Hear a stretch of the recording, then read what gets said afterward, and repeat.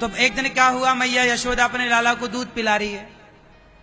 तो राजा परीक्षित जी ने सुखदेव भगवान से कहा, गुरुदेव ये बताओ, ये माँ यशोदा ने कौन सा पुण्य किया है कि आज जगत के पालनहार इनकी गोद में बैठकर दूध पी रहे हैं? कोई तो पुण्य होगा यशोदा मैया का। अभी हमने देवकी माँ के बारे में बताया था थोड़ी देर पहले, अब हम यशोदा माँ के बारे में बता रहे हैं। यशोदा माँ ने कौन सा पुण्य किया कि जगत का पालनहार, सोचिए भगवान का एक दर्शन, एक झलक पाने को दुनिया तरसती है। बड़े बड़े साधु संत हजारों साल एक झलक पाने के लिए लगाते हैं, और वही जगत के पालनहार को यशोदा गोद में लिटाकर अपना दूध पिलाती है।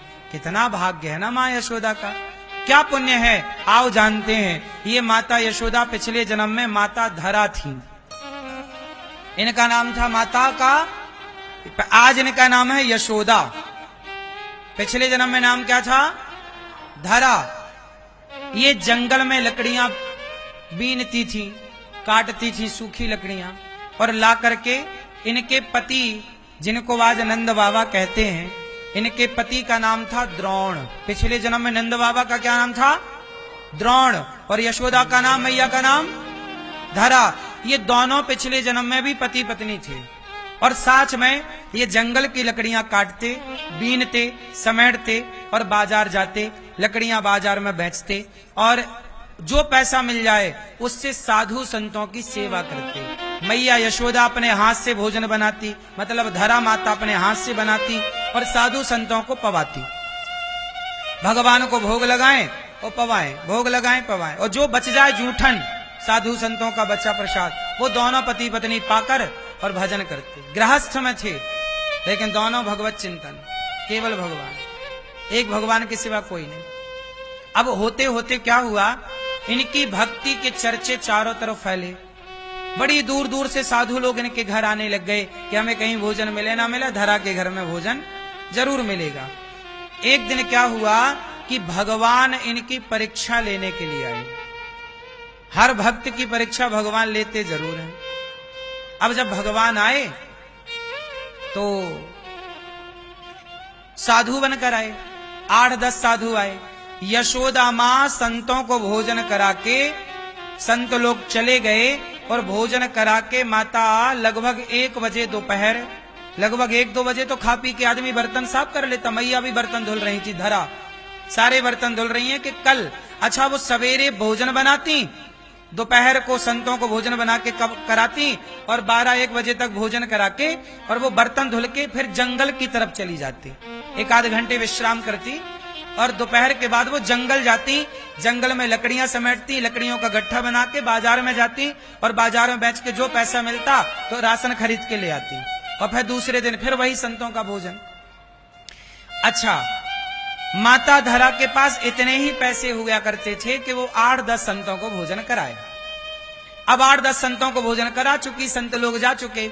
अब संत लोग जैसे गए, माता धरा ने भी प्रसाद पाया और बर्तन धुल रही थी, तभी संतों की दूसरी टोली आ गई। और ये कोई और नहीं थे, भगवान परीक्षा लेने आए। देखो भगवान कब आते हैं? जब खाने का दाना घर में ना हो तब परीक्षा होगी ना। खाने का दाना हो तब काय की परीक्षा? जब खाने को ना हो तब परीक्षा होगी। तो भगवान आए, माता बड़ी भूख लगी है, कुछ खाने को मिलेगा। अब धरा बोली, संत आ गए, दूसरे संत आ गए, हमने तो अभी खिलाया पिलाया संतों को, पर ये तो दूसरे संत। अब धरा कैसे कहती कि नहीं महाराज हमारे घर में कुछ नहीं है। गृहस्थ के घर से कोई साधु चला जाए वापस तो ये सबसे बड़ा पाप है गृहस्थ के लिए। आपके द्वारे कभी कोई भूखा ना जाए, यही तुम्हारा धर्म है। अब क्या हुआ, माता धरा बोली, अच्छा आप महाराज बैठो, आप स्नान ध्यान कर लो, हम आ रहे हैं, आपके लिए भोजन तैयार कर रहे हैं। तुरंत धरा बाजार में गई, पड़ोस में गई, भैया थोड़ा पैसे उधार दे दो, हम कल परसों 2-4 दिन में आपके पैसे चुका देंगे। सबसे पैसे मांगे उधार, किसी ने नहीं दिए। सबको पता था कि धरा तो गरीब है, कहां से चुकाएगी। एक सेठ के पास गई, वो ब्याज से पैसे बांटते थे। सेठ जी पैसे दे दो, जंगल की लकड़ी बेचकर आपका चुका देंगे, थोड़ा हमें जरूरत, साधु आए हैं, भोजन कराना है, 10 साधु हैं, 10 भोजन करा। वो आदमी बोला कुछ गिरवी रखो। धरा बोली गिरवी का रखे, कुछ नहीं है।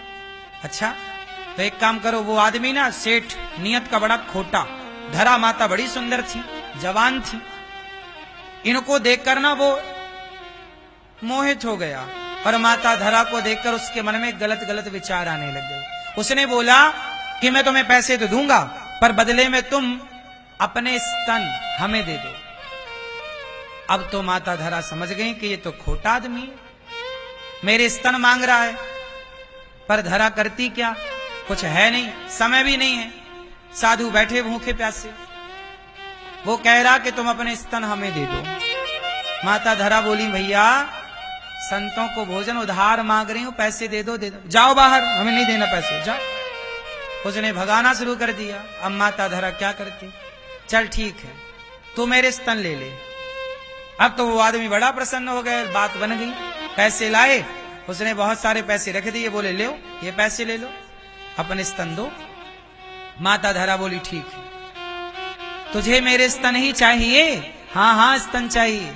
माता धरा ने चाकू उठाई, पड़ी थी वहीं, चाकू उठाई और अपने स्तनों को काट दिया।